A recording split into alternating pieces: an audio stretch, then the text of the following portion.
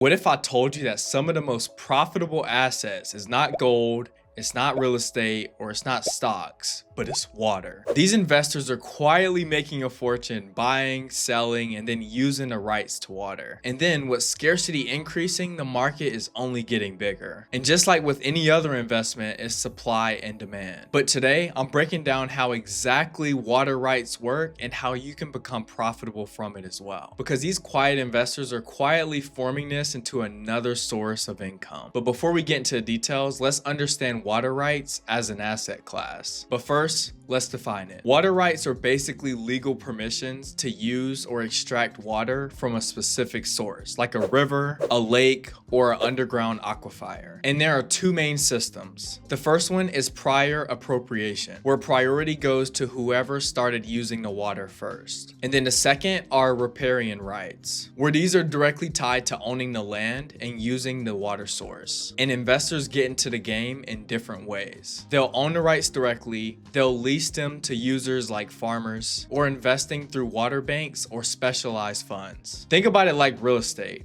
But instead of buying the land, you're buying the right to the water around it or under it. Now this leads us into why water rights can be profitable. So why would anyone want to do this? It's simple. It's because scarcity drives value. And no matter what industry you're in, this applies to all. When the population's growing, the climate's changing, and then droughts are more common, cities are desperate for water access. And when supply is limited but demand rises, that means prices climb. As an example, there are parts of California's Central Valley where farmers would sell their water rights to municipalities. And these are typically sold during dry seasons. Municipalities are basically cities and counties around them. But when cities are desperate, they'll pay millions for water access. And for the seller, it's just like striking oil, but with water. It's one of those very few asset classes that are practical and essential. People can delay buying a new car, but not everyone wants to delay having access to water. Now I know what you're thinking. How do you buy or lease water rights? So getting in the door comes in three ways. The first one is buying rights outright. This goes through brokers or consultants, or even when you're purchasing ranch or farmland. The second way is leasing them through water banks or a digital marketplace. And these marketplaces specialize in trading water allocations. And the third way is investing indirectly through real estate or infrastructure that's tied directly to water management. But it's not as simple as buying a stock. You'll need to go through due diligence, have legal counsel, and then get regulatory approvals. But once you own the rights, it becomes a tradable, rentable asset. But quick pause. If this is changing the way you think about water and profitability,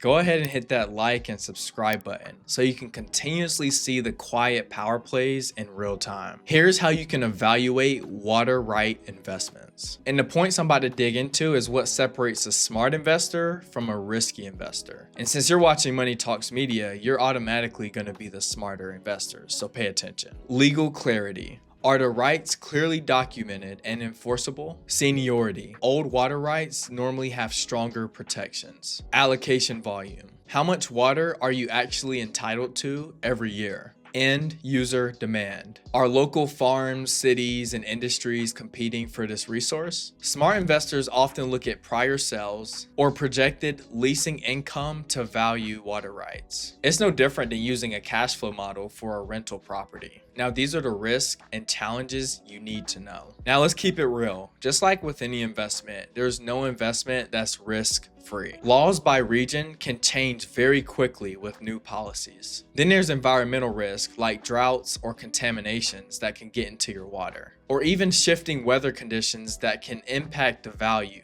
overnight. And unlike stocks, water rights are not super liquid, meaning you can't just sell it tomorrow just because you don't want it anymore. Or if you choose to sell it tomorrow, then you can't get the cash super fast. Now let's dig into the income models, how you actually make money. So how do you turn these rights into cash? Lease them out to farmers, industrial companies, or municipalities that need constant water access. You could even sell them outright if scarcity drives demand higher. Or you can go the infrastructure route. Or you can invest in utilities or delivery systems, and they generate revenue just from managing the flow of water. If you ever play Monopoly and you see the utilities property, That's exactly what this is. A part of it is water rights, and it's likely the infrastructure for managing the flow of water. Honestly, I didn't know that either. Now let's pivot to building a diverse water strategy. Smart investors spread the risk. In this case, it means diversifying across regions. You want to own some water rights within drought-prone areas and also some stable areas too. It also means mixing direct ownership as well as some more liquid options like ETFs or utilities. And those utility stocks can perform very well long term. But always remember, just like real estate, this is a long-term play. This is not quick cash because value may take years to appreciate, but scarcity almost always trends upward over time. All right, let's wrap this up with the bottom line. Water rights aren't just some obscure legal concept.